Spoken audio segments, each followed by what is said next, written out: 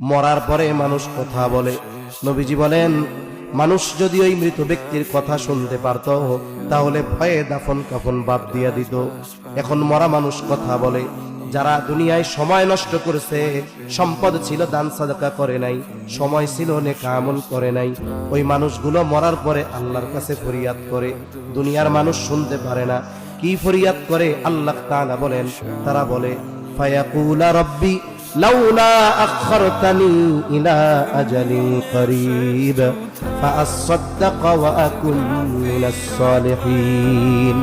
যেই মানুষগুলো সময়টাকে গুনার কাজে, অহেতুক কাজে, খেলাধুলায়, মোবাইলে, ফেসবুকে নষ্ট করেছে, নেক আমল করে নাই, কোরআন পড়ে নাই, নামাজ পড়ে নাই, সম্পদ ছিল দান সাদাকা করে নাই, ওই লোকগুলো বলবে, ও রব, যদি একটু সময়ের জন্য অবকাশ দেওয়া হইতো দুনিয়ায় যাওয়া, ও আল্লাহ, আমাকে আপনি যে সম্পদ দিয়েছিলেন তা থেকে আমি একটু সাদাকা করতাম।